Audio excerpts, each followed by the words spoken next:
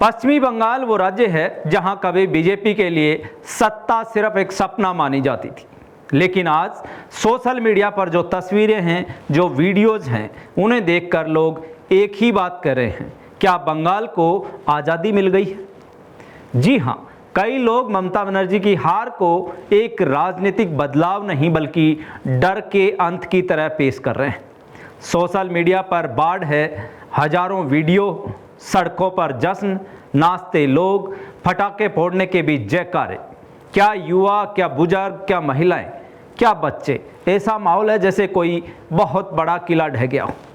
लेकिन सबसे बड़ा सवाल, आखिर बीजेपी ने बंगाल में ऐसा क्या कर दिया जो सालों से असंभव माना जा रहा था?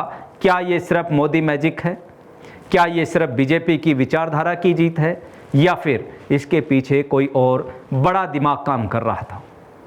अब जरा यहाँ रुकिए, क्योंकि राजनीति में हर बड़ी जीत के पीछे एक चेहरा दिखाई देता है, और इस जीत के पीछे जिस नाम की सबसे ज़्यादा चर्चा है वो है अमित शाह। जी हाँ, कई लोग खुलकर कह रहे हैं अगर आज के दौर में कोई चुनावी चाणक्य है तो वो हैं अमित शाह। और इसकी वजह भी याद कीजिए, चुनाव के दौरान उनका वो बयान उल्टा लटका के सीधा कर देंगे। ये सिर्फ बयान नहीं था, ये एक राजनीतिक संदेश था। और फिर बताया जाता है कि अमित शाह करीब 15 से 20 दिन तक बंगाल में डटे रहे। बूथ से लेकर संगठन तक, डर से लेकर रणनीति तक, हर चीज़ पर उन्होंने पैनी नज़र रखी। सबसे बड़ा दावा यही किया जा रहा है कि बीजेपी ने बंगाल में लोगों का डर तोड़ा है, क्योंकि वर्षों से एक नैरेटिव चलता रहा कि बंगाल में खुलकर बीजेपी के समर्थन में खड़ा होना आसान नहीं। लेकिन इस बार कुछ बदलता दिखा, लोग निकले, खुलकर निकले, और फिर वोट भी उसी हिसाब से पड़ा। लेकिन कहानी यहीं खत्म नहीं होती। अब जरा संसद की तरफ चलिए। अक्सर लोकसभा में जब कोई भी बड़ा मुद्दा आता है, 370 हटाने की बहस, महिला आरक्षण, संविधान पर चर्चा, एक चेहरा लगातार सामने आता है, अमित शाह। समर्थकों का दावा है कि इस वक्त संसद में सबसे ज़्यादा तथ्यों और तैयारी के साथ बोलने वाले नेताओं में अमित शाह सबसे आगे हैं। उनकी भाषा, उनकी रणनीति और उनका चुनावी गणित, इसी वजह से उन्हें चाणक्य कहा जाता है। और अब बंगाल की जीत ने इस छवि को और मजबूत कर दिया है। लेकिन सवाल सिस्टम पर भी उठ रहे हैं।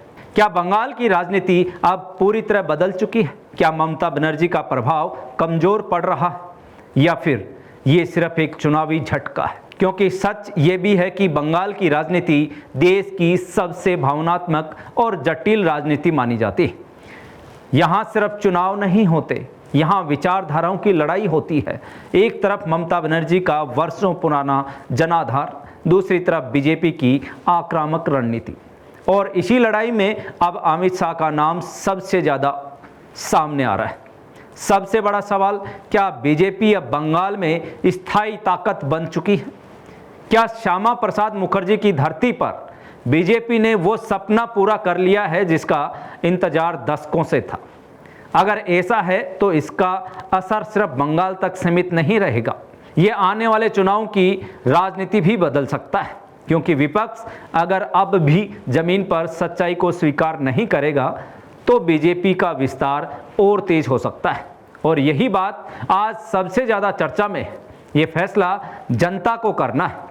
क्या बंगाल की ये जीत वाकई अमित शाह की सबसे बड़ी राजनीतिक जीत है, या फिर इसके पीछे जनता का गुस्सा ज़्यादा बड़ा कारण था? आपकी राय हमें कमेंट बॉक्स में ज़रूर बताएं। वीडियो पसंद आया हो तो लाइक और शेयर करें, और ऐसे ही बड़े राजनीतिक विश्लेषण के लिए जुड़े रहिए जागो इंडिया जागो के साथ। धन्यवाद।